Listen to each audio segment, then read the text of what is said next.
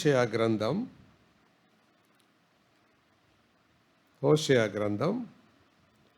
13వ అధ్యాయం. హోషేయ గ్రంథం 13వ అధ్యాయం 13వ వచనాన్ని నేను చదువుతున్నాను.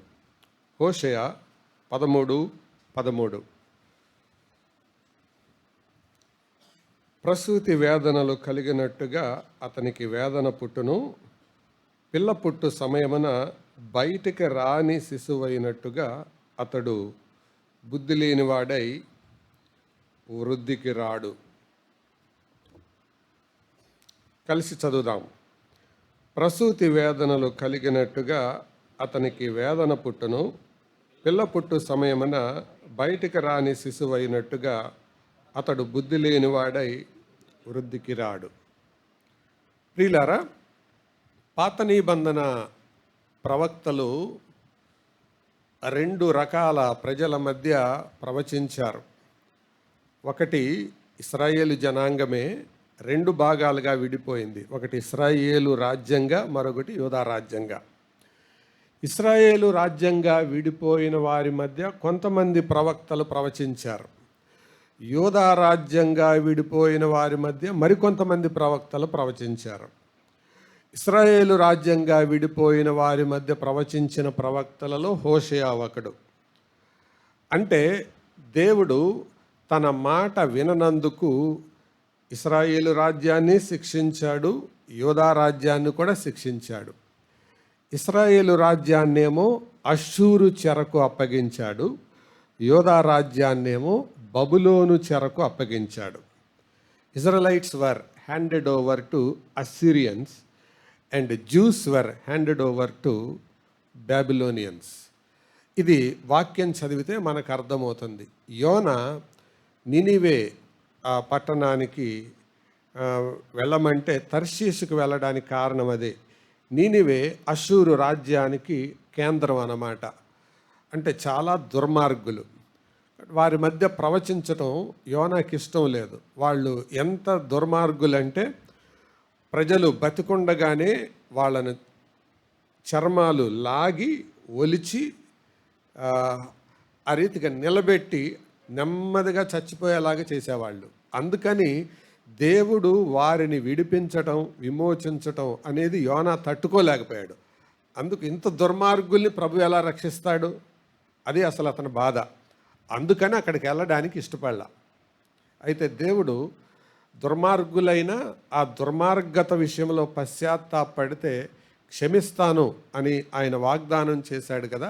దాన్ని బట్టి యోనాను బలవంతంగా చేప కడుపులో వేసి అక్కడికి పంపించాడు. అది చరిత్ర. అందుకు ఇశ్రాయేలీల మధ్య ప్రవచించిన వాళ్ళు కొంతమంది ఉన్నారు. వారిలో హోషేయ కూడా ఒకడు. ఇశ్రాయేలు అని 14వ అధ్యాయం చూడండి. 14వ అధ్యాయం హోషేయ గ్రంథం 1వ వచనం ఇశ్రాయేలు అంటున్నాడు. 13వ అధ్యాయం 1వ వచనం ఎఫ్రాయిము అంటున్నాడు.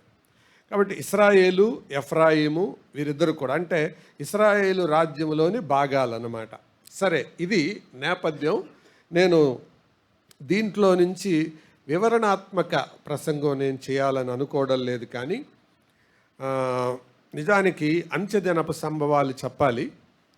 నేను అది చెప్పడానికంటే ముందుగా మీరు అకాడమిక్ ఇయర్ ప్రారంభం అవ్వబోతుంది, లేక ఆల్రెడీ ఇప్పటికి అయింది. మరి వారికి కానీ విశ్వాసులందరికీ కానీ అందరికీ సరిపోయేలాగా ఒక సందేశం చెప్పాలని ప్రేరేపించబడి ఈ వచనాన్ని ఎంచుకోవడం జరిగింది. 13వ వచనం చివరి భాగంలో మనం ఏం చదివామంటే, వృద్ధిలోనికి రావాలంటే బుద్ధి ఉండాలి. అదే ఈరోజు టాపిక్. వృద్ధిలోకి రావాలంటే ఏముండాలి? బుద్ధి ఉండాలి. బుద్ధి లేని వాళ్ళు అనండి ఒకసారి అందరూ మాట. బుద్ధి లేని వారు వృద్ధిలోకి రారు. మళ్ళీ ఒకసారి అనండి, బుద్ధి లేని వారు వృద్ధిలోకి రారు.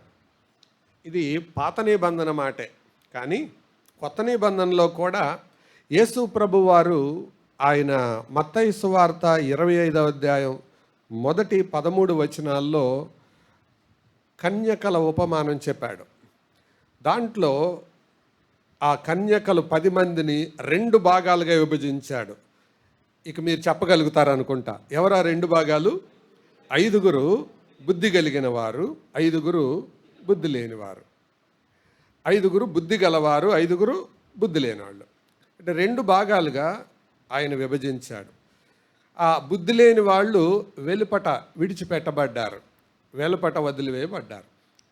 ఈ 2 ఆధారంగా చేసుకొని హోషేయ గ్రంథం 13వ అధ్యాయం 13వ వచనం ఆధారంగా చేసుకొని మనం ఏం చదువుతున్నాం? బుద్ధి లేనివాడు వృద్ధిలోనికి రాడు. మత్తయి సువార్త 25వ అధ్యాయం, మత్తయి సువార్త 25వ అధ్యాయం 12వ వచనం. తలుపు తీయమని అడుగగా అతడు, మిమ్ముని ఎరగనని మీతో నిశ్చయముగా చెప్పుచున్నాను నేను. ఎవరితో? బుద్ధి లేని వాళ్ళతో. అంటే బుద్ధి లేని వాళ్ళని దేవుడు ఎరగడు. ఈ 2 విషయాలు మన మనసులో పండిద్దాం. ఒకటి, బుద్ధి లేని వాళ్ళు వృద్ధిలోకి రారు. 2, బుద్ధి లేని వాళ్ళని దేవుడు ఎరగడు. దేవుడు ఎవరినైతే ఎరగడో వాళ్లను తన ఇంటికి, తన రాజ్యానికి రానివ్వడం. ఇక్కడ ఎరుగుట అన్న పదానికి అర్థం ఏంటంటే ముఖాలు తెలుసుకోవడం అని కాదు, అది మాత్రమే కాదు. అంటే వారితో ఆయనకి ఏ సంబంధం లేదు అని అర్థం. వారితో ఏ సంబంధం లేదు అని అర్థం అన్నమాట. కాబట్టి బుద్ధి అనేది క్రైస్తవ జీవితంలో చాలా ప్రాముఖ్యం. పంచుకోవడానికి అనేకమైన సంగతులు ఉన్నాయి. అయితే ఈ ఉదయకాలం బుద్ధి అనేది ఉంటే ఒక 4 ప్రతిఫల, మొత్తం 6 ప్రతిఫలాలు చెప్తాను, జ్ఞాపకం ఉంచుకోండి. దాంట్లో 4 జరగకూడనివి ఉంటాయి, అంటే ఉండకూడనివి ఉంటాయి. 2 ఉండవలసినవి ఉంటాయి. టోటల్గా 6 చెప్తాను. రండి, యెషయా గ్రంథం 50వ అధ్యాయం 5వ వచనం. యెషయా గ్రంథం 50వ అధ్యాయం 5వ వచనం. నా చెవికి వినుబుద్ధి పుట్టింపగా. చాలు. ఈ బుద్ధి, మనుషులకు ఉండవలసిన 6 బుద్ధులు చెప్తాను. మొదటి బుద్ధి ఏంటంటే ఇప్పుడే చదివాము, వినుబుద్ధి. ఏం బుద్ధి? వినుబుద్ధి. ఈ వినుబుద్ధి ఉంటే దాని రిజల్ట్ ఏంటి? రిజల్ట్ ఏంటి? ఇప్పుడే మనం చదివాము, తిరుగుబాటు చేయరు. అదే రుజువు. బుద్ధి, వినుబుద్ధి ఉన్నవాళ్ళు తిరుగుబాటు చేయరు.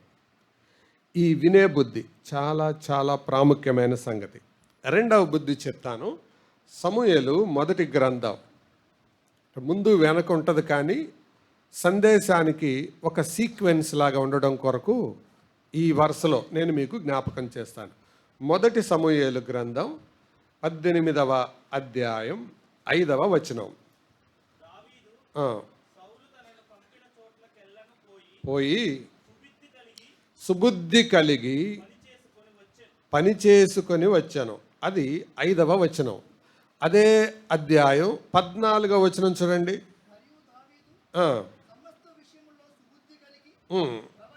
ప్రవర్తింపగా యెహోవా అతనికి తోడుగా ఉండిన. అదే అధ్యాయం 15వ వచనం.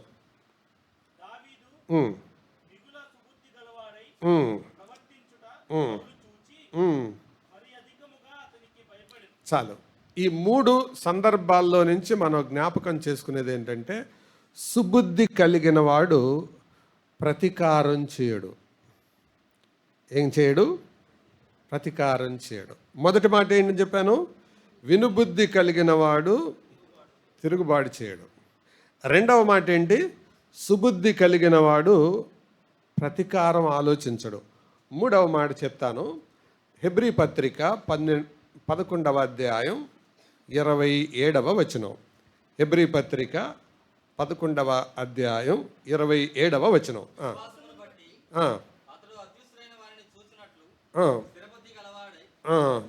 స్థిరబుద్ధి కలవాడై రాజాగ్రహమునకు భయపడక. అర్థమైంది? ఇక్కడేం బుద్ధి? స్థిరబుద్ధి.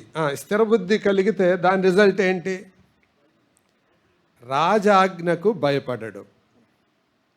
సో స్థిరబుద్ధి కలిగిన వాడికి రాజాజ్ఞ అంటే భయం ఉండదు. 3 అయ్యాయి. 4వ చెప్తాను. రోమాపత్రిక 12వ అధ్యాయం. రోమన్స్ 13. రోమాపత్రిక 12వ అధ్యాయం 12:3. తన్ను తాను ఎంచుకొనతగిన దానికంటే ఎక్కువగా ఎంచుకొనక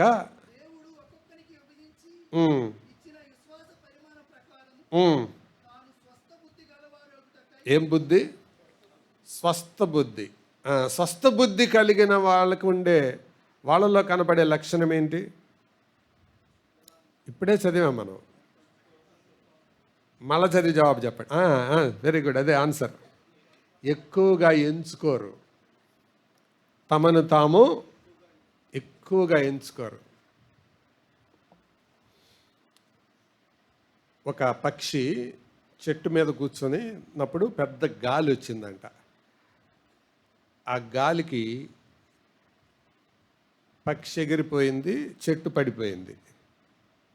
అప్పుడు పక్కన ఉండే ఇంకో పక్షి అడిగిందంట, ఏంటి నువ్వు ఇలా ఎగిరొచ్చావు అని. అంటే, నేను ఆ చెట్టు మీద కూర్చున్నాను, నా దెబ్బకి ఆ చెట్టు పడిపోయిందని. నమ్మేదేనా మాట? చెట్టు మీద పిట్ట కూర్చుంటే దాని దెబ్బకి చెట్టు కూలిపోద్దా? అంటే అదేం చేసింది? తనను తాను ఎక్కువగా ఎంచుకుంది. ఎవరు ఎంచుకుంటారు అట్లా ఎక్కువగా? స్వస్థ బుద్ధి లేనాళ్ళు. కాబట్టి 4 బుద్ధులు చెప్పాను. చెప్పండి. మొదటిది ఏంటి? వినుబుద్ధి కలిగిన వాడు వాళ్ళని ఎలా జ్ఞాపకం చేయొచ్చు, ఎలా రుజువు చేయొచ్చు? వాళ్ళని తిరుగుబాటు తత్వం వాళ్ళల్లో ఉండదు.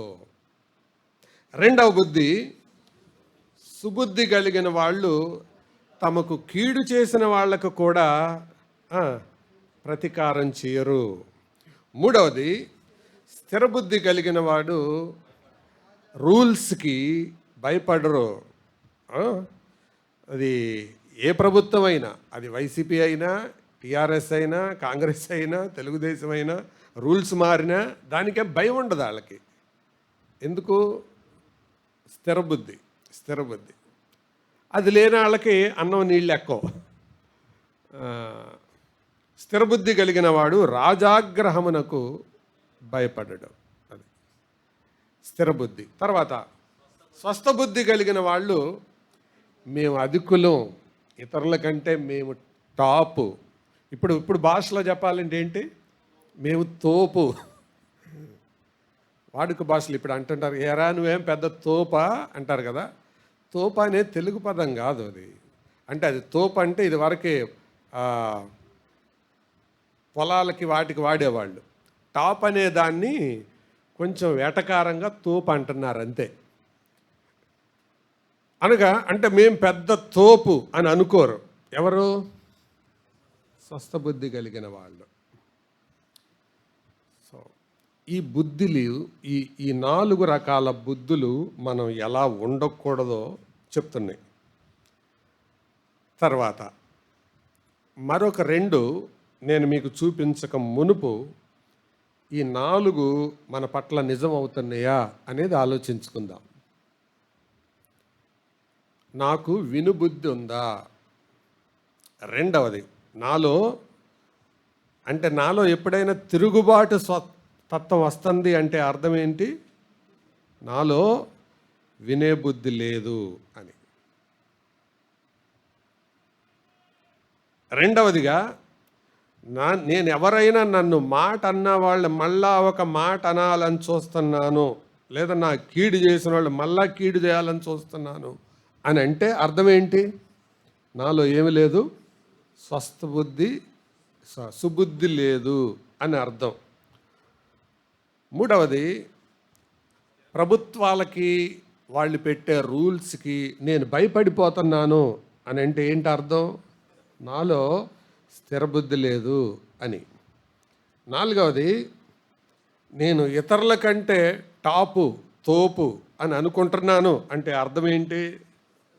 స్వస్థ బుద్ధి నాలో లేదని. ఇప్పుడు చెప్పండి, ఈ బుద్ధే లేకపోతే అలాంటి వాళ్ళు చెప్పండి వృద్ధిలోకి రారు.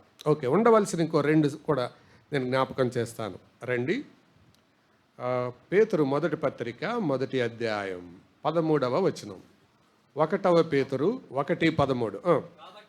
కాబట్టి మనస్సు అను నడుము కట్టుకొని ఏం బుద్ధి? నిబ్బరమైన బుద్ధి కలవారై యేసుక్రీస్తు ప్రత్యక్షమైనప్పుడు మీకు తేబడు కృప విషయమై ఏముంటుంది వాళ్ళ దగ్గర? నిరీక్షణ, సంపూర్ణ నిరీక్షణ. సో నిబ్బరమైన బుద్ధి ఎవరి దగ్గర ఉంటుందో వాళ్ళ దగ్గర ఏముంటుంది? Complete hope. నిరీక్షణ సంపూర్తిగా ఉంటుంది. ఏం బుద్ధి ఉంటే? నిబ్బరమైన బుద్ధి. ఓకే, ఈ వరుసలో ఆఖరిది చెప్తాను. దానియేలు గ్రంథం 5వ అధ్యాయం. దానియేలు గ్రంథం 5వ అధ్యాయం 12వ వచనం. దానియేలు 5:12. ఈ దానియేలు శ్రేష్టమైన బుద్ధి గలవాడై కలలు తెలియజేయుటకును, అది అలాగే ఉంచండి. 6వ అధ్యాయం 3వ వచనానికి రండి. 6:3.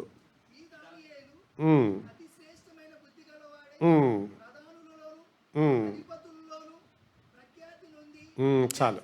ఈ రెండు మాటలను జాయింట్ చేసి చెప్తే ఈ బుద్ధి శ్రేష్టమైన బుద్ధి గనక ఉంటే నీకు మర్మాలు తెలుస్తాయి. రెండవది, నీవు వర్ధిల్లుతావు. You will know mysteries and you will prosper. వర్ధిల్లుతావు అన్నమాట. మొత్తం ఎన్ని చెప్పాను? 6. మొదటి 4 అవి మనలో ఉంటే ఆ 4 ఉండవు మనలో. ఈ ఆఖరి 2 మనలో ఉంటే మనలో ఇవి జరుగుతాయి. ఏం జరుగుతాయి? ఉండేవి ఏమేమి చెప్పండి? మనలో ఆ బుద్ధి, నిబ్బరమైన బుద్ధి గనక ఉంటే మనం సంపూర్ణమైన నిరీక్షణ కలిగి ఉంటాం. తర్వాత మనలో శ్రేష్టమైన బుద్ధి ఉంటే దేవుడు తన మర్మాలను మనకు తెలియచేస్తాడు. ఓకే, ఈ ఉదయకాలం నేను మొదటి దాని గురించే చెప్పాలని కోరుతున్నాను. అదేంటది? వినుబుద్ధి. వినుబుద్ధి ఇది చాలా చాలా ప్రాముఖ్యమైనది. ప్రియులారా, మానసిక శాస్త్రజ్ఞులు 4 నైపుణ్యాల గురించి చెబుతారు. 4 ప్రాథమిక మౌలిక నైపుణ్యాలు, 4 బేసిక్ స్కిల్స్. వాటిల్ని LSRW అంటారు. ఏమంటారు? LSRW అంటే అర్థం listening, speaking, reading, writing. Listening, speaking, reading, writing. లిసనింగ్ని తర్వాత స్పీకింగ్ని, ఈ రెండు కూడా పరస్పర వ్యతిరేకమైనవి. అంటే లిసనింగ్ తర్వాత స్పీకింగ్, తర్వాత రీడింగ్, రైటింగ్, ఈ రెండు కూడా ఒక జత. లిసనింగ్, రీడింగ్ ఈ రెండిటిని రిసెప్టివ్ స్కిల్స్ అంటారు. అంటే పొందుకునే కళలు, నేర్చుకునే కళలు. వేటిని? లిసనింగ్ని, రీడింగ్ని. అంటే చదివేదాన్ని, వినేదాన్ని, ఇవి స్వీకరించే కళలు అంటారు. రెండవది స్పీకింగ్ అండ్ రైటింగ్, దీన్ని ప్రొడక్టివ్ స్కిల్స్ అంటారు. ఇప్పుడు చెప్పండి, ప్రొడక్టివ్ స్కిల్స్ బాగుండాలంటే రిసెప్టివ్ స్కిల్స్ బాగుండాలి. నీకు స్వీకరించే లక్షణాలు సరిగా ఉంటే నువ్వు ఉత్పత్తి చేసే లక్షణాలు సరిగా ఉంటాయి. నీకు వినడం రాదనుకోండి, మాట్లాడటం చేత కాదు. చదవడం రాదనుకోండి, రాయటం చేత కాదు. చదవడం రాని వాళ్ళకి రాయడం రాదు, వినడం రానివాడికి మాట్లాడటం రాదు. మాటలంటే ఏది పడితే అది మాట్లాడవచ్చు. మా నాన్న చెప్పాడు ఒకసారి, ఇద్దరు పొద్దుటే బయలుదేరారట, ఇద్దరికి ఏం మాట్లాడాలో రాదు. ఒక ఆయన చూసి అన్నాడంట, సిలిబిలిక్ అన్నాడంట. అవతల ఆయన ఏమన్నాడో అర్థం అవ్వక డబల్ సూట్ అన్నాడంట. అంటే ఈయన మాట్లాడాడు, ఆయన మాట్లాడాడు, ఏం మాట్లాడాడు వాళ్ళకే తెలియదు. వినడం రానివాడికి మాట్లాడటం రాదు. కాబట్టి మాట్లాడడం అనేది అర్థవంతంగా, ఆకర్షణీయంగా, అవతల వాళ్ళకి మేలుకరంగా మాట్లాడాలి అని అంటే నీకు సరిగ్గా వినడం రావాలి. అందుకే వినడం అనేది చాలా ప్రాముఖ్యం.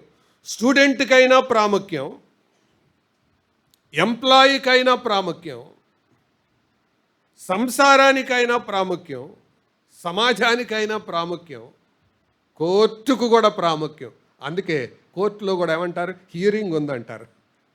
విన్నారా కోర్టు పరిభాష ఎప్పుడైనా? హియరింగ్ ఉంది. హియరింగ్ అంటే హియరింగ్ ఉంది, అక్కడికి వెళ్తున్నాను అంటారు. హియరింగ్ అంటే వినిపించడం, జస్ట్ వినిపించడం.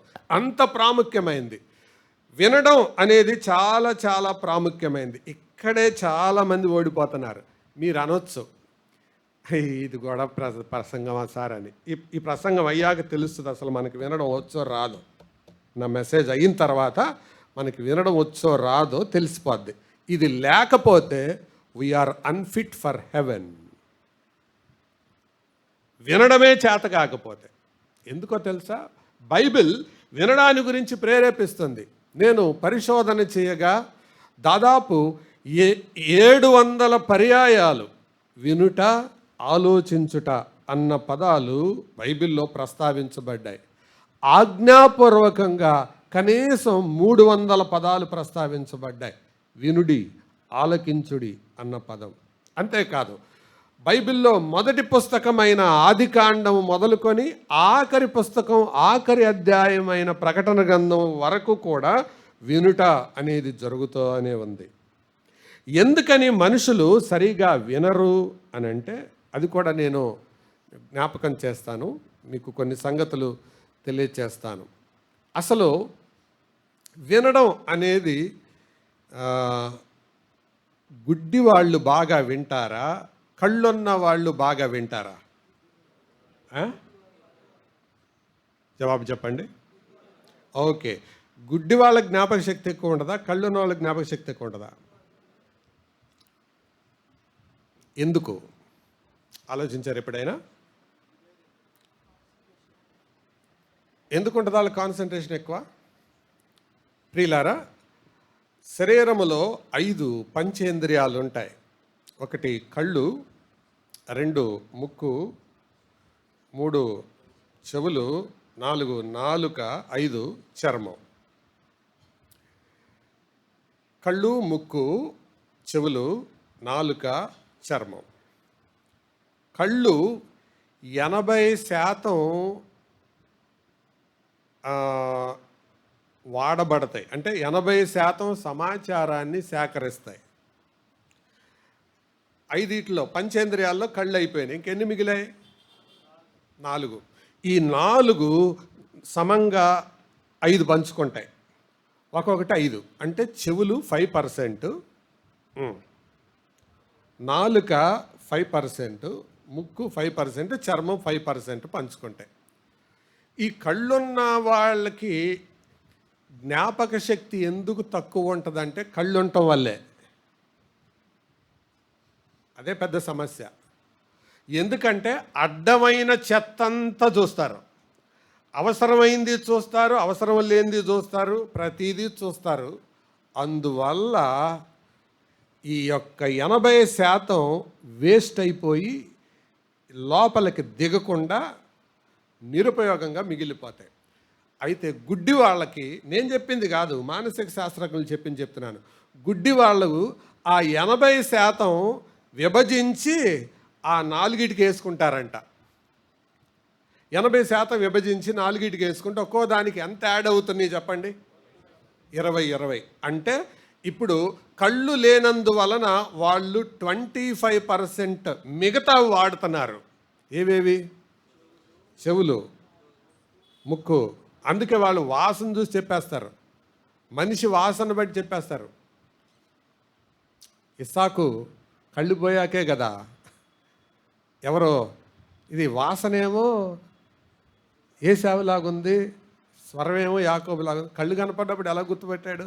అంతే, కళ్ళు పనిచేయటం ఆపేస్తే మైండ్ బాగా పనిచేస్తుంది. యేసు ప్రభు కూడా అందుకే మీ కళ్ళు రెండూ కలిగి పరలోకానికి వెళ్ళాకంటే అది 50% పోగొట్టుకోండి రా, దాన్ని నాశనం చేసుకొని పరలోకానికి వెళ్ళండి. ఎందుకంటే ఈ కళ్ళ మీద నియంత్రణ ఉండదు, ప్రతిదాన్ని చూస్తారు. మరీ కొంతమంది అయితే ఎక్స్రేనే ఒక్కసారి కంట్లో పడిందంటే స్కాన్ చేసేసి లోపలేసేసుకుంటారు. అన్నెసరీ మెమరీ అంతా ఫోన్లో అయితే ఏమవుతుంది? ఫోన్ హ్యాంగ్ అవుతుంది. అదే కళ్ళున్న వాళ్ళకి జరిగేది. దాని వలన పూర్ లిసనింగ్, వినడంలో అంటే చాలా హీనంగా వాళ్ళు వినే పద్ధతి మిగిలిపోతుంది అన్నమాట. కొన్నిసార్లు మన సిద్దిపేటలో లాజర్ ఉన్నాడు కదా, అప్పుడప్పుడు ఆ లాజర్ని ఆట పట్టించడం కొరకు ప్రకాష్ అన్న భార్య చీకట్లో నుంచి మియావ్ అనేది, ఏంటాంటీ అనేవాడు. అంటే మియావ్ అంటే మనకు పిల్లి అనుకుంటాం, కానీ మరి ఎలా గెలిగేదంటే అంటే ఆ మైండ్ అలా లాగేస్తుంది అంతే. ఇది ఒరిజినల్ పిల్ల నకిలీ పిల్ల అనేది తెలిసిపోద్ది. ఎందుకు? కళ్ళు లేవు కాబట్టి. కళ్ళు ఉంటే అమ్మో పిల్లి వచ్చింది కర్ర తీసుకురా అనేవాడేమో, అది లేదు కాబట్టి గుర్తుపట్టేశాడు. అందుకే చెప్తున్నాను, కీర్తనాకారుడు కూడా మాట్లాడింది అందుకే, నీ ధర్మశాస్త్రములో ఆశ్చర్యకరమైన సంగతులు చూసినట్లు నా కళ్ళు తెరు. అంటే లోకాన్ని చూసే కన్నులు, పనికిమాలిన దృశ్యాలు చూసే కన్నులు, అపవిత్రమైన వాటిని చూసే కన్నులు, అవసరమైనవి అనవసరమైనవి చూసే కన్నులు నాకున్నాయి, కానీ ఈ కళ్ళు నాకు లేవు ప్రభువా, అవి దయచేయి అని అడుగుతున్నాడు. కాబట్టి వినుట అనేది చాలా చాలా ప్రాముఖ్యమైన సంగతి. ఇంకో మాట చెప్పనా, అసలు నువ్వు వినకుండా పరలోకానికి వెళ్ళవు. If you don't listen you can't go to heaven. ఎందుకో తెలుసా? నేను మాట్లాడే ప్రతి దానికి బైబిల్ బేస్ ఉంది. రోమాపత్రిక 10వ అధ్యాయంలో పౌలు ఇలా రాశాడు, వినుట వలన విశ్వాసము కలుగును. మరి అసలు వినడమే చేత కాకపోతే విశ్వాసం ఎట్టొస్తుంది? If you don't listen how can you grow in faith?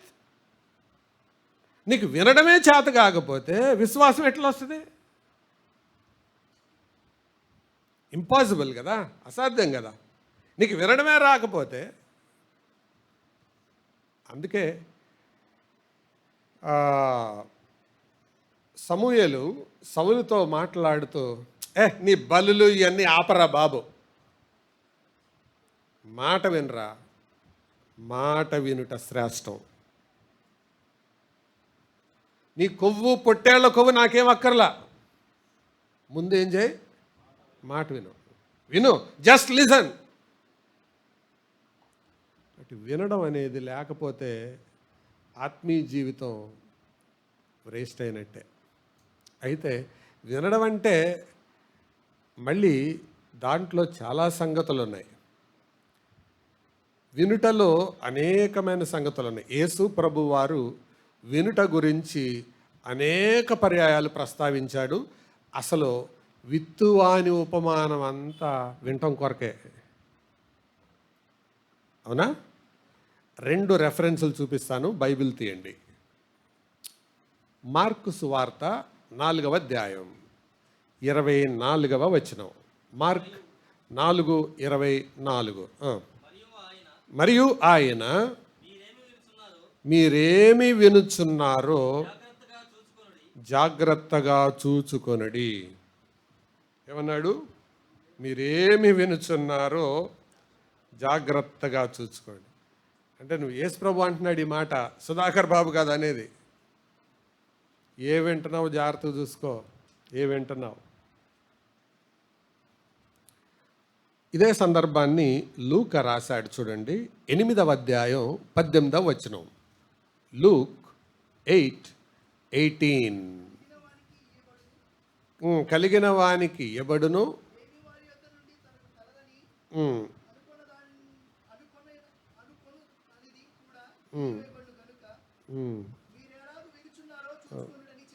కళ్ళజోడు వాడాలనుకుంటా. పడును. తర్వాత మీరేలాగు వినుచున్నారో చూచుకొనుడని చెప్పాను. ఏమన్నారు? మీరు ఎలాగు వినుచున్నారు. మార్కులో ఏమన్నాడు? ఏం వినుచున్నారు. లూకాలో ఏమన్నాడు? ఎలాగు వినుచున్నారు. Take care of what you listen, take care of how you listen. నువ్వేం వింటున్నావో జాగ్రత్త, ఎలా వింటున్నావో జాగ్రత్త. ఒకే క్లాసులో కూర్చుంటారు, ఒకడికి 100కి 100 వస్తాయి, ఇంకొకడికి 100కి 80 వస్తాయి, ఇంకొకడికి 100కి 30 వస్తాయి, ఇంకొకడికి 100కి 10 వస్తాయి. ఏంటి రీజను? టెక్స్ట్ బుక్ ఒకటే, క్లాస్ ఒకటే, టీచర్ ఒకటే. ఏంటి తేడా? ఆ 100కి 100 వచ్చేవాడు అనవసరమైన వాటికి కళ్ళు మూసుకునేవాడు, అనవసరమైన వాటికి ఛానల్స్ మూసేసేవాడు. ఈ మిగతా వాళ్ళు, ఈ అందరికంటే తక్కువ వచ్చేవాడు దీనికి తప్ప అన్నిటికీ ఛానల్స్ తెలుసుకునేవాడు. అందుకే క్లాసులో పిల్లల్ని మీరు గమనించండి, టీవీకి ఫోన్కి అడిక్ట్ అయిన వాళ్ళు మనుషులు మాట్లాడేటప్పుడు కానీ చెప్పేటప్పుడు కానీ ఏకాగ్రతాళల్లో కనపడదు. అదే రుజువు. This is the most important test. ఎవరైనా ఒకళ్ళు మాట్లాడుతున్నారంటే నిలబడి నింపాదిగా నిలకడగా వినలేకపోతున్నారంటే అర్థం they are habituated to screen.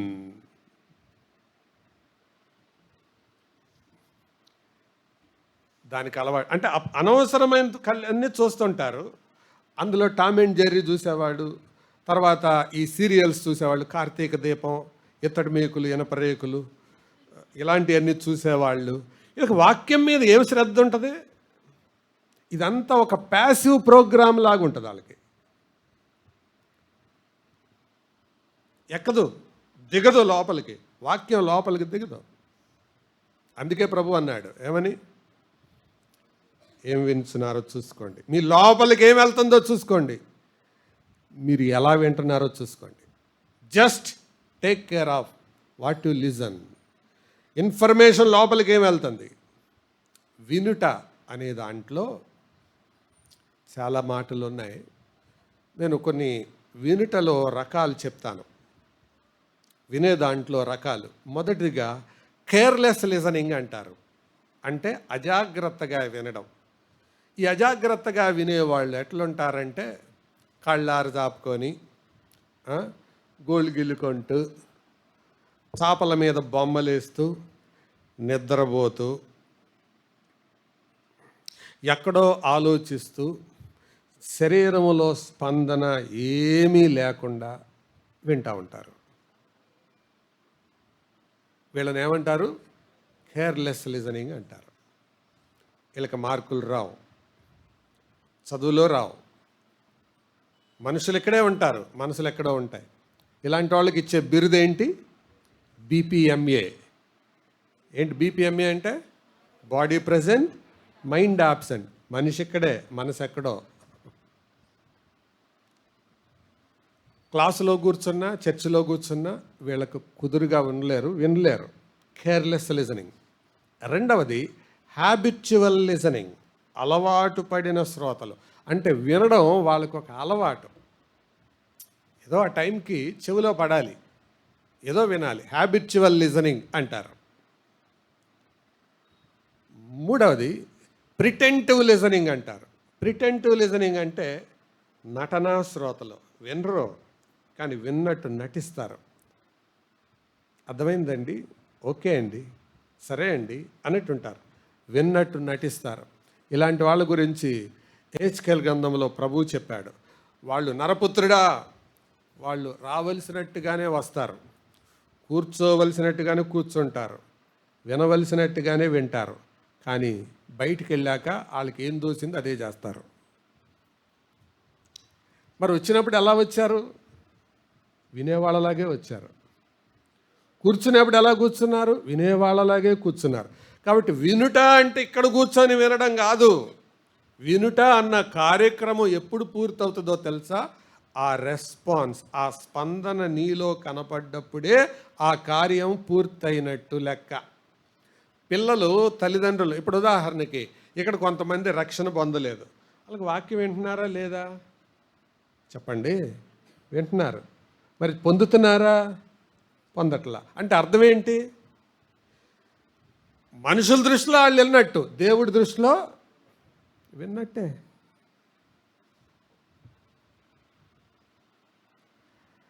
నీ లెక్కలో అమ్మయ్య తల్లి అనుకోవచ్చు, తండ్రి అనుకోవచ్చు, అబ్బా మా వాడు చర్చకు వచ్చాడు పర్లేదండి అనుకోవచ్చు. దేవుని దృష్టిలో ఆల్రెడీ నువ్వు నరకంలో కాలుతున్నావు. ఎందుకంటే నువ్వు వింటలేదు కదా, ఆల్రెడీ నరకంలో ఉన్నావు నువ్వు. అందుకే ప్రకటనలో ఆ మాట రాయబడింది, ఎవని పేరైనను జీవగ్రంథమందు వ్రాయబడని ఎడలనలా, రాయబడినట్టు కనబడని ఎడల. అంటే అందులో అలా లేకపోతే వాడు అగ్నిగుండంలో పడవేయబడును అని లేదు, బడెను, పాస్ట్ టెన్స్లో చెప్పబడింది అది. అంటే వాక్యం నువ్వు విన్నావంటే ఒక రెస్పాన్స్ కలగాలి, అది విన్నట్టు. ఇంకో మాట చెప్తాను. ఇందాక స్తోత్రాలు చెల్లిద్దాం అని అన్నాను, అన్నాక ఎంతసేపు గ్యాప్ వచ్చింది? ఎంతసేపు గ్యాప్ వచ్చింది చెప్పండి? ఎంతసేపు గ్యాప్ వచ్చింది? కనీసం ఒక 2-3 నిమిషాలు గ్యాప్ వచ్చింది. మరి విన్నారా? విన్నారు. మనుషుల లెక్కలో, దేవుడి లెక్కలో నువ్వు విన్నట్టు కాదు, స్పందన లేదు, నో రెస్పాన్స్. మరి అది విన్నట్ట అర్థం? నో.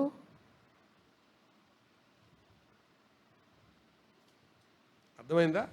దేవుని దృష్టిలో వినుట వేరు, మనుషుల దృష్టిలో వినుట వేరు. మనుషుల దృష్టిలో ఏంటి? నువ్వు కామ్గా కూర్చొని ఉంటే, వాడుక క్లాసులో టీచర్ అడుగుతుంటారు వాడుక ప్రశ్నలు, ఏమని, చిల్డ్రన్ ఆర్ యూ లిజనింగ్ అనగానే ఈడు నవ్విలేవాడు కాలర్ నవ్వులుతానే ఉంటాడు, కర్చీఫ్ నవ్వులుతానే, ఎస్ టీచర్ అంటాడు, కాలర్ నోట్లోనే ఉంటుంది. అంటే ఆ వాడుక ప్రశ్నకు ఒక వాడుక జవాబు. వింటున్నారా అంటే వింటున్నాం. Will you do the homework? Yes teacher అంటాడు, గిల్లుకుంటానే ఉంటాడు. అంటే నోట్లో నుంచి వాడుక పదాలు వచ్చేస్తున్నాయి కానీ వాడు ఒరిజినల్గా వింటలా. వినుట అంటే అర్థం అది. ఏదైతే విన్నావో దానికి సరైన స్పందన నీలో కనబడనంత వరకు నువ్వు విన్నట్టు కాదు.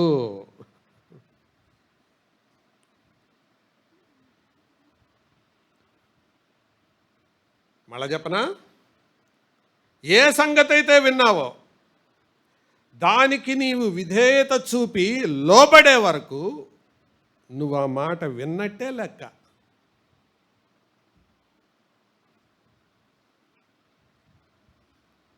రే, నీ ఆస్తి అంతా అమ్మి బీదలకిచ్చి వచ్చి నన్ను వెంబడించరా అన్నాడు. విన్నాడా? విన్నాడా? విన్నాడా? విన్నట్టేనా? మరి విన్నాడన్నారు, వినలేదంటున్నారు. చెవులతో విన్నాడు, ప్రవర్తనతో వినలా. చాలామందితో సమస్యదే, చెవులతో వింటున్నారు, ప్రవర్తనలో కనపడలా. అది విన్నట్టు కాదు, దానినే నటన అంటారు, ప్రిటెంటివ్ లిజనింగ్. నాకు తెలిసి శ్రోతలలో దాదాపు 90% మంది ఉంటారు నటనా శ్రోతలు. వినరు, విన్నట్టుంటారు అంతే. ప్రిటెంటివ్ లిజనింగ్.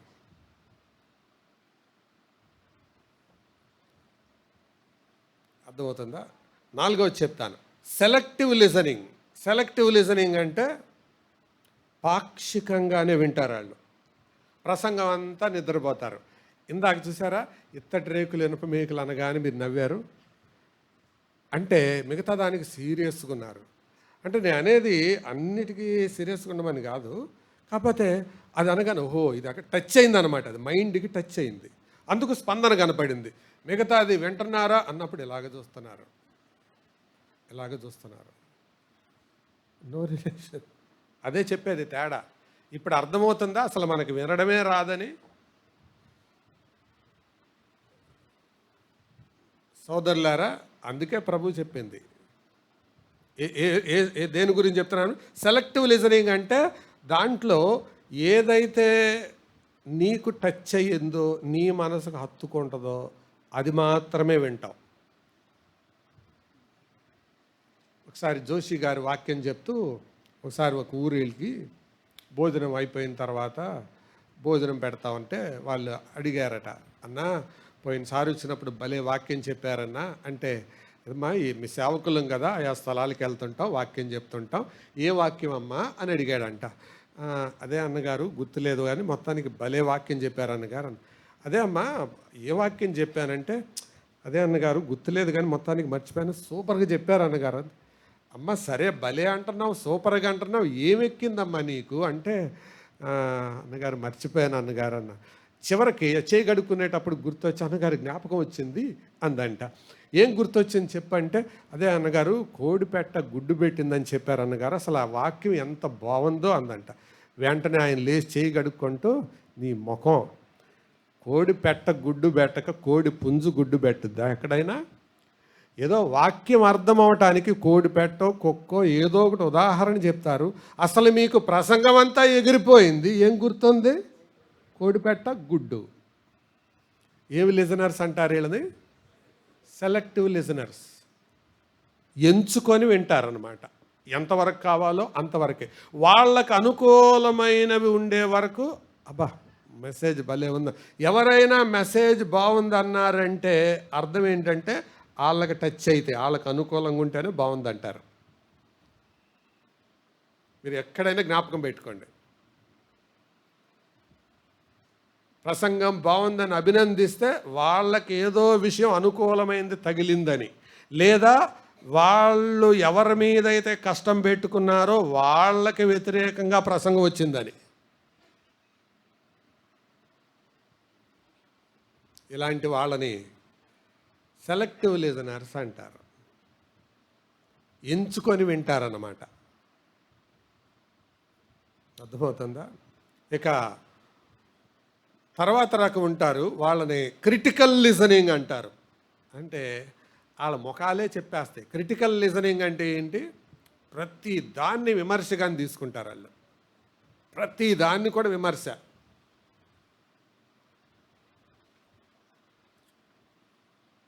ప్రతి దాన్ని కూడా విమర్శలాగే తీసుకుంటారు. అంటే ఇక మీరంతేనండి, మేము ఇంతేనండి. విమర్శనాత్మక దృక్పథంతో దేవుని వాక్యాన్ని తీసుకునేవాళ్ళు.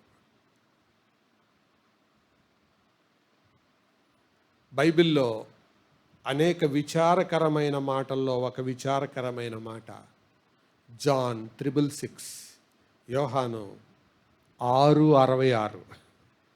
చూడండి, యోహాను సువార్త, యోహాను 6:66 అంటే ఇక సువార్త పత్రిక చెప్పక్కర్లేదు అనుకుంటున్నాను.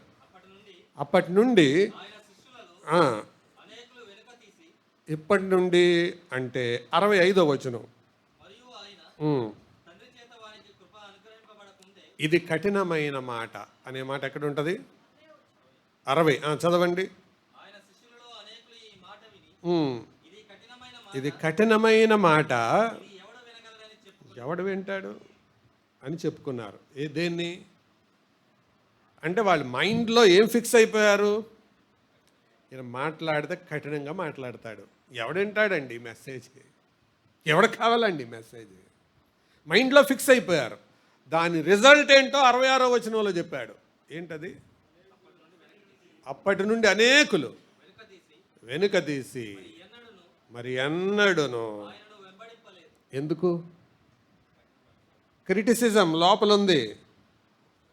దేవుడు నాతో మాట్లాడుతున్నాడు అనేది లేదు, దేవుని కుమారుడు నాతో మాట్లాడుతున్నాడు అనేది లేదు. ఇది దేవుని వాక్యం, మనిషి వాక్యం కాదు అని లేదు. తెస్సలోనికైలను పౌలు మెచ్చుకోవడానికి అనేక కారణాలు ఉన్నాయి. వాటిలో ఒక కారణం, వాక్యం మీ దగ్గరకు వచ్చినప్పుడు అది మనుషుల వాక్యం లాగా మీరు తీసుకోలేదు, కానీ దేవుని వాక్యం లాగా తీసుకున్నారు అని అన్నాడు. ప్రియులారా, అలాగే తీసుకోకపోతే నీవు క్రిటికల్ లిజనర్ అన్నమాట, విమర్శనాత్మక శ్రోతవు. విమర్శ దృష్టితో నువ్వు వింటున్నావు. విన్నావు ఒకటే, వినకపోయిన ఒకటే. ఇంకొక మాట చెప్పనా తెగించి? దేవుని దాసులు ప్రకాష్ గారు అంటుంటారు, పరలోకానికి రాలేని వాడు చర్చకొస్తే ఉపయోగం ఏముంది? ఆ టైం కూడా లోకంలో ఎంజాయ్ చేసుకుంటే 10 ఏళ్ళు 5 ఏళ్ళు కలిసి వస్తుంది. నువ్వు పరలోకానికి రాలేనప్పుడు చర్చకొస్తే యూజ్ ఏముందండి? ఎగ్జామ్ రాయినప్పుడు స్కూల్కి ఎందుకు వెళ్తాం? నువ్వు ఎగ్జామ్ రాయట్లా, స్కూల్కి ఎందుకు వెళ్ళాలి? చక్కగా ఎంజాయ్ చేయ బయట. ఇచ్చిన మందులు వాడినప్పుడు హాస్పిటల్కి ఎందుకు వెళ్ళటం? వేస్ట్ కదా. పరలోకానికి వెళ్ళలేనప్పుడు దేవుని మందిరానికి ఎందుకు వెళ్ళటం?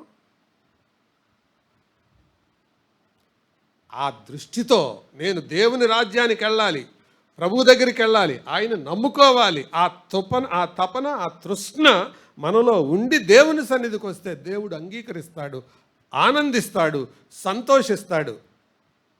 కానీ అదేమి లేకుండా ఏదో వాడుకలో అలవాటైపోయినట్టుగా వెళ్తూ ఉంది. దేవుని మాటలను అలా వ్యతిరేకమైన స్వభావంతో తీసుకోవడం ఏమి యూజ్ ఉందో దానివల్ల? క్రిటికల్ లిజనింగ్ అంటారు. సహోదరులారా, అర్థమవుతుందా?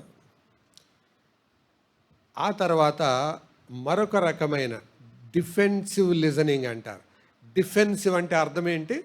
వాళ్ళు ఇలా చేతులు కట్టుకొని కూర్చుంటారండి. ఇక అంతే, నువ్వు ఎన్నన్నా చెప్పు. దున్నపోతు మీద వర్షం పడ్డట్టే, ఏనుగు మీద వర్షం పడ్డట్టే, ఒక్క మొక్క లోపలికి దిగదు. బాడీ లాంగ్వేజ్, శారీరక పరిభాష అని ఒక కోర్స్ ఉంటుంది, దాని మీద ఒక పుస్తకం కూడా ఉంటుంది. ఎవరైనా సంభాషణలో చేతులు కట్టుకున్నారంటే ఒక్క ఇంచు కూడా లోపలికి దిగట్లేదని అర్థం. గుర్తుపెట్టుకోండి, మీరు కూడా ఎప్పుడు ఎవరితో మాట్లాడేటప్పుడు ఇలా కూర్చున్నారంటే నువ్వు ఎన్నన్నా చెప్పుకో, నాకే సంబంధం లేదు, నేను ఎలా ఉండాలి అలాగుంటాను, నన్ను మార్చడానికి ట్రై చేయొద్దు.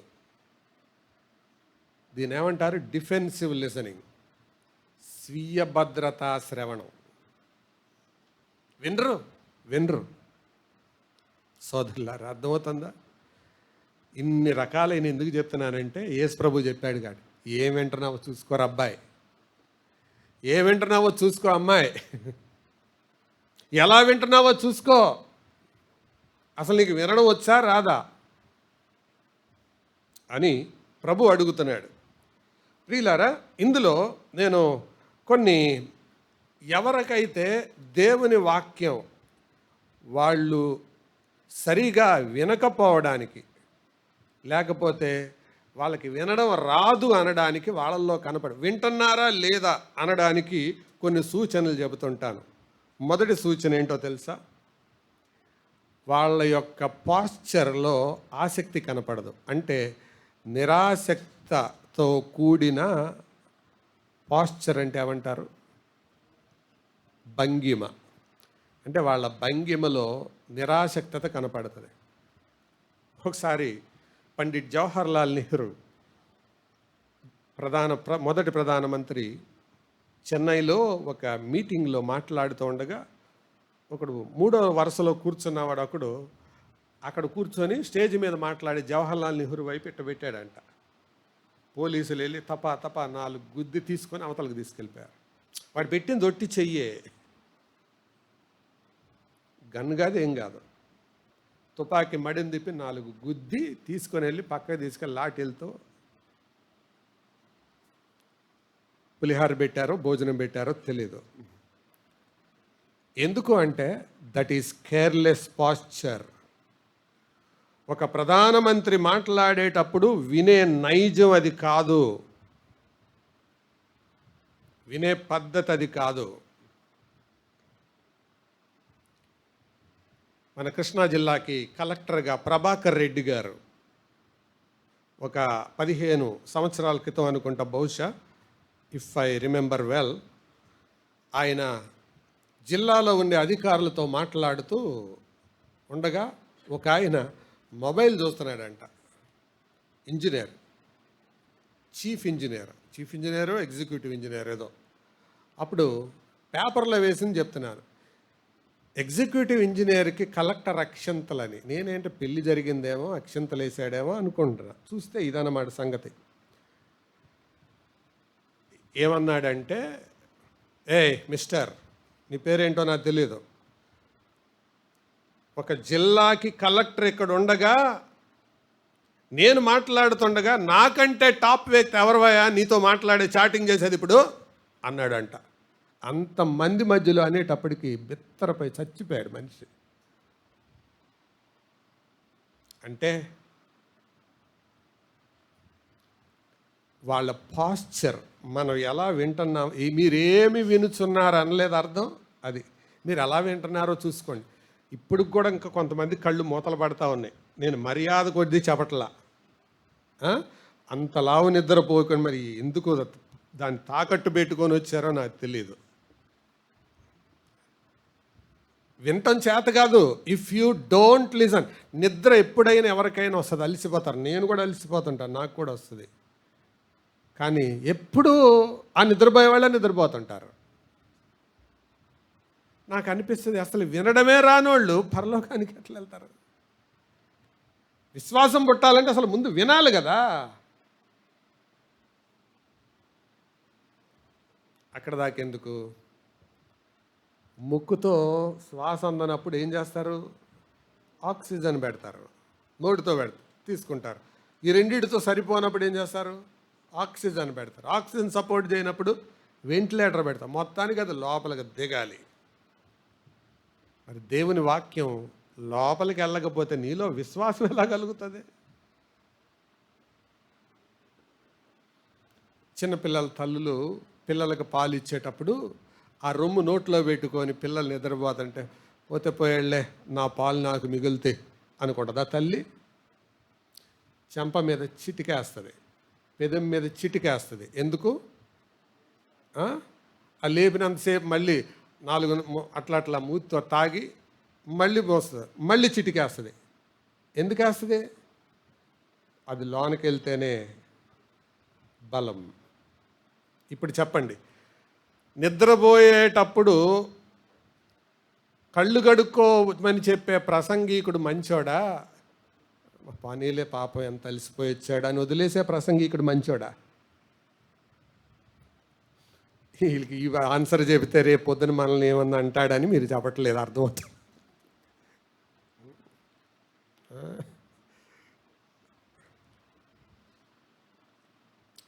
నోట్స్ రాసేటప్పుడు పిల్లోడు నిద్రపోతున్నాడు, ఆడు రాయకుండా ఇంటికి వెళ్ళాడు. ఏంటి టీచర్ నోట్స్ రాయలేదు అని పేరెంట్ టీచర్ మీద గొడవకు వచ్చారు.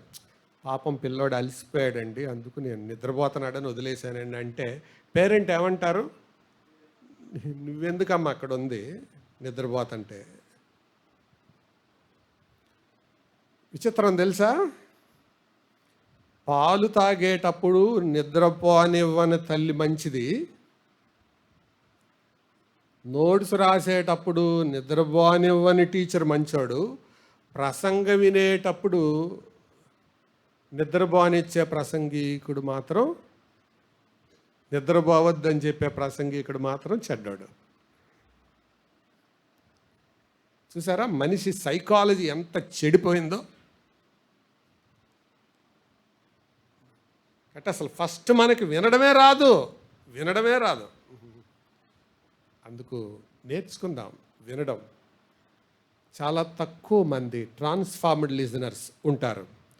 దేవుని వాక్యం అలాగ వినకపోతే, మనలో ఆ వినే తత్వం లేకపోతే we are not ready for heaven. అందుకే ప్రభు కూడా సంఘాలతో మాట్లాడేటప్పుడు ఏమన్నాడు తెలుసా?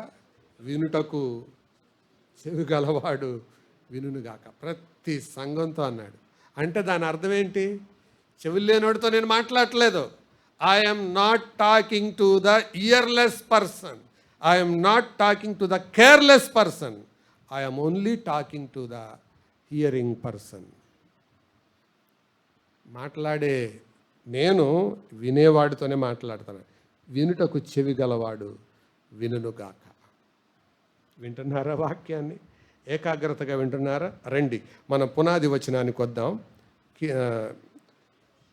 యెషయా గ్రంథం, యెషయా ఈరోజు మొదటిది అనుకున్నాం కదా. యెషయా గ్రంథం 50వ అధ్యాయం 5వ వచనం. నా చెవికి వినుబుద్ధి పుట్టింపగా నేను ఆయన మీద తిరుగుబాటు చేయలేదు, వినకుండా నేను తొలగిపోలేదు. ప్రియులారా, ఇది వినుటకు ఆయన వినుబుద్ధి పుట్టించాడు అని ప్రభువు మాట్లాడుతూ ఎంత చక్కని మాట ఆయన ఇది యేసు ప్రభువు వారు ఆయనకు సంబంధించిన ప్రవచనం అన్నమాట ఇది. అందుకే కింద ఎవరు రాసింది 6వ వచనం,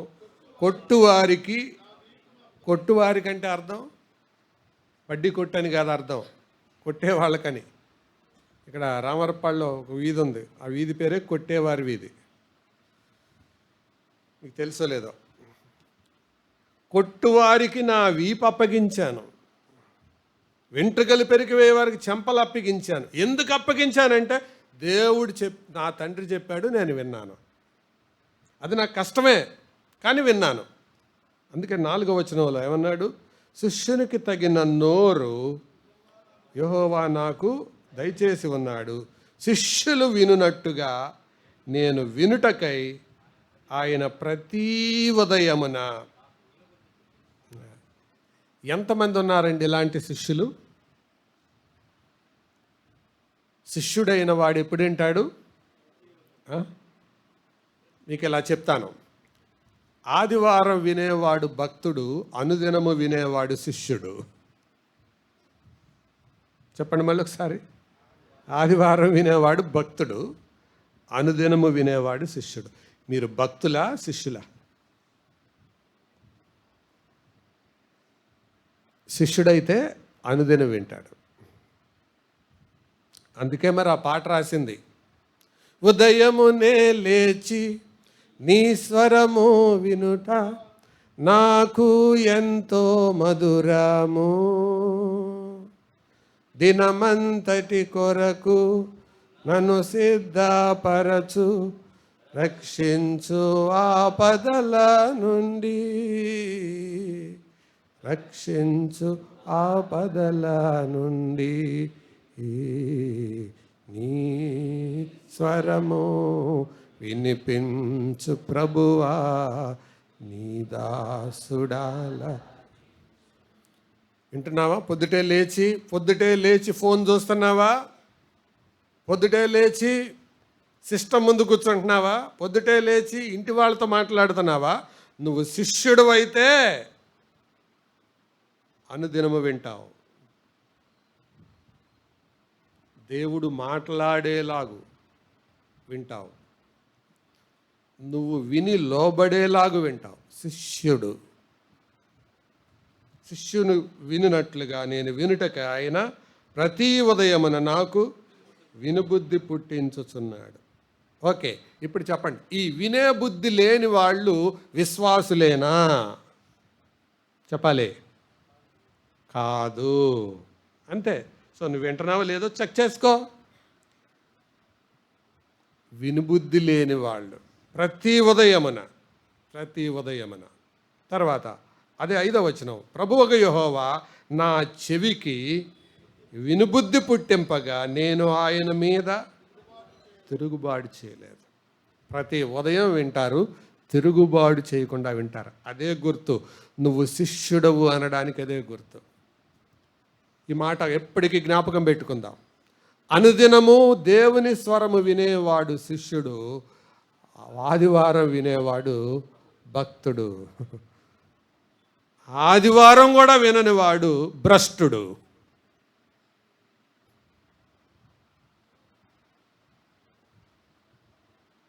3 మాటలు గుర్తున్నాయి, బాగున్నాయి కదా. అనుదినమ్మ వినేవాడు శిష్యుడు, ఆదివారం వినేవాడు భక్తుడు, ఆదివారం కూడా విన్నవాడు భ్రష్టుడు. దేవుడు మాట్లాడుతుండగా వినకపోతే ఏం చేస్తారు? ఏదైనా ఆఫీసులో హై కమాండ్ చెప్పింది చేయకపోతే కింద వాళ్ళకి ఏమిస్తారు? Show cause notice. దానికి స్పందించకపోతే ఏం చేస్తారు? డిస్మిస్. షోకాజ్ నోటీస్ అంటే ఏంటి? కారణం చూపు, నువ్వెందుకు వినలేదో, ఎందుకు చేయలేదో నాకు ఎక్స్ప్లెనేషన్ చేయి అంటారు. అది పేపర్ మీద రాయాలి, నోటితో చెప్పటం కాదు, పేపర్ మీద రాసి ఇవ్వాలి. అది దాన్నే షోకాజ్ నోటీస్ అంటారు. దేవుడు ఆ నోటీసులు ఇవ్వక మనం బతికిపోతున్నాం. పొద్దుటే లేచి దేవుని స్వరం వింటున్నావా సోదరుడా సోదరి? లోక స్వరాలు వినక మునుపు. అందుకే భక్తి సింగ్ గారు మాట చెప్పారు, ఆరోగ్యకరమైన విశ్వాసికి 3 అలవాట్లు ఉండాలి. మొదటి అలవాటు, ఒక 20 నిమిషాలు దేవుడు తనతో మాట్లాడాలి. మరొక 20 నిమిషాలు తాను దేవుడితో మాట్లాడాలి. మరొక 20 నిమిషాలు తాను దేవుని గురించి ఇతరులతో మాట్లాడాలి.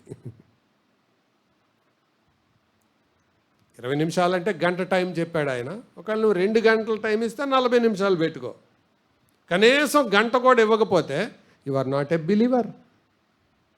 ఒక్క గంట, ఆ గంటను 3 భాగాలకు విభజించి 20 మినిట్స్ దేవుడు నీతో మాట్లాడావు, ఇంకో 20 మినిట్స్ నువ్వు దేవుడితో మాట్లాడు, ఇంకొక 20 మినిట్స్ నువ్వు దేవుడి గురించి ఇతరులతో మాట్లాడు. ఇది లేకపోతే నువ్వు విశ్వాసమని ఎంత రుజువు? వినుబుద్ధి పుట్టింపగా. కాబట్టి వినే బుద్ధి మనలో ఉంటే మనం ఏం చేయం? తిరుగుబాటు చేయం. వినే బుద్ధి మనలో ఉంటే శిష్యులుగా ఉంటాం. శిష్యుడు అంటే అర్థం, శిష్యుడు అంటే పెద్ద నిర్వచనం ఉంది. పురాతన కాలంలో విద్యార్థికి శిష్యుడికి తేడా ఏంటి?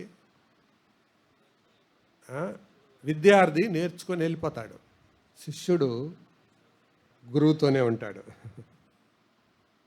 గురువుతో ఉండేవాడు శిష్యుడు, నేర్చుకొని వెళ్ళిపోయేవాడు విద్యార్థి. ఇప్పుడు వీళ్ళందరూ విద్యార్థిని విద్యార్థినులారా అంటారు, చదువుకుంటారు, నోట్స్ రాసుకుంటారు, ఇంటికి వెళ్ళిపోతారు. శిష్యులు అట్లా కాదు, ఆయనతో ఉండాలి, ఆయన వెంబడించాలి. అలాంటిది. కాబట్టి మనం వినుబుద్ధి అనేది క్రైస్తవ జీవితంలో ఉన్నది. ఇప్పుడు అర్థమైందా? చెప్పండి, వినుట అనేది ఎవరికి ప్రాముఖ్యం? చదువుకునే వాళ్ళకా? ఉద్యోగస్తులుగా? విశ్వాసులుగా? ఎవరికి ప్రాముఖ్యం? అందరికీ ప్రాముఖ్యమే. మరి వింటున్నారా? సంఘంలో ప్రాముఖ్యమా? సంసారంలో ప్రాముఖ్యమా? సమాజంలో ప్రాముఖ్యమా? అందరికీ ప్రాముఖ్యమే. కరోనా కాలంలో మాట వినకపోతే ఏం చేశారు? వినేలాగా చేశారు పోలీసులు. లాఠీ కర్ర పట్టుకొని రోడ్డు మీద కనపన్నోడిని కనపడ్డట్టు, అంటే చెవితో విన్నవాడికి వీపితో వినేలాగా చేశారు. To make people listen. ఎందుకది వారికి క్షేమం. ఆడి వీపు మీద ఒకటి పడితే పడింది, వెనక పడితే ఒకటి పడింది, కానీ ఆ రోగం నుంచి తప్పుకుంటారు. అది వాళ్ళ ఇష్టం. అది ప్రభుత్వం ఆలోచించింది. ప్రభుత్వమే అట్లా ఆలోచిస్తే ప్రభు అంతకంటే మించి ఆలోచించరా? మరి ఆయన మాట వింటున్నారా? వినుట అనేది ఎప్పుడు పూర్తయినట్టో తెలుసా? దానికి స్పందించినప్పుడే. స్పందన నీలో లేకపోతే నువ్వు విన్నట్టు కాదు. ఏ ప్రసంగమైనా నువ్వు విన్నట్టు రుజువేంటో తెలుసా? నువ్వు ఒక తీర్మానం చేసి అక్కడి నుంచి లేవడం. అది బైబిల్ స్టడీ అయినా ప్రార్థనా కూడికైనా. అది లేకపోతే నువ్వు కార్యక్రమానికి వచ్చావు, యూ డిడ్ంట్ లిసన్, కాలక్షేపానికి వచ్చావు, ఏదో మొక్కుబడిగా నలుగురితో ఏదో చేద్దామని వచ్చావు. ఒక స్పందనతో నువ్వు అక్కడి నుంచి లేవకపోతే యూ డిడ్ంట్ లిసన్, నువ్వు విన్నట్టు కాదు, ఒక తీర్మానంతో లేవాలి. అది అర్థం. అందుకే సమూయేలు అంటే ఏమనాలో తెలియక ఏలీ దగ్గరికి వెళ్ళాడు. ఏలి ఏమన్నాడు? రే, దేవుడై ఉంటాడు, ఈసారి కనుక ఆ స్వరం వస్తే చిత్తము నీ దాసుడు ఆలకించున్నాడు ఆజ్ఞ అని అనరా అన్నాడు. వెళ్ళాడు. సమూయేలు సమూయేలు అన్నాడు. ఏలీతో ఎందుకు చెప్పలా? వినడం కష్టమైపోయింది, చెవులు మందమైపోయినాయి, ఇష్టం లేదు. అందుకే ఏడబ్ల్యూ టోజర్ అన్నాడు, God does not have anything to tell to a frivolent person. ఒక చంచల మనస్కుడికి, ఒక ఆటకాయతనం కలిగిన వాడికి దేవుడి దగ్గర మాటలు లేవు, తీర్పులే ఉంటాయి. దేవుడికి మాటలు ఉండవు. టోజర్ అంది, సుధాకర్ బాబు కాదు. కానీ మాటకు వినకపోతే దేవుడు చర్యలకు దిగుతాడు. విందాం, మాట విందాం, లోబడదాం, విధేయత చూపుదాం. శిష్యునికి తగిన బుద్ధి వినే బుద్ధి. సో వాళ్ళు తిరుగుబాటు చేయరు, దేవుని మీద తిరగబడరు. 6 బుద్ధులు చెప్పాను, వినుటలో కొన్ని రకాలు చెప్పాను. ప్రభువుకు మనల్ని మనం సమర్పించుకొని మనం వినటం ఎట్లా విన్నామో జ్ఞాపకం చేసుకొని సెలవు తీసుకుందాం. తల వంచండి, ప్రార్థన చేసుకుందాం. ప్రార్థన.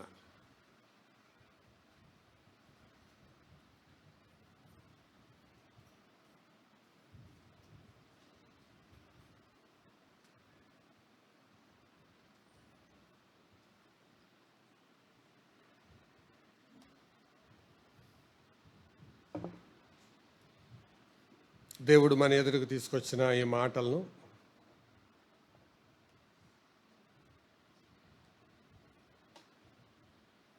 లోతుగా ఆలోచిద్దాం. చాలాసార్లు వినడంలో తప్పిపోయాం, కాలక్షేపం కొరకు మాత్రమే ఉండేసి వెళ్ళిపోతున్నామేమో, పొరపాట్లో ఉన్నాం.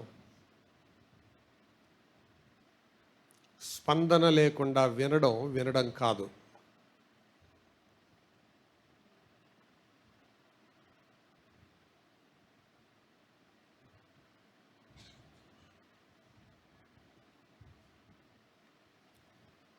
మనందరి పక్షంగా భాష ప్రార్థనలో నడిపిస్తాడు. ఎవరి ప్రార్థన వాళ్ళదే సుమా. ఇది సభా మర్యాద కోసం చేసే ప్రార్థన అంతే. వాక్యం అందరితో వినాలి, వ్యక్తిగతంగా స్పందించాలి. ప్రార్థన.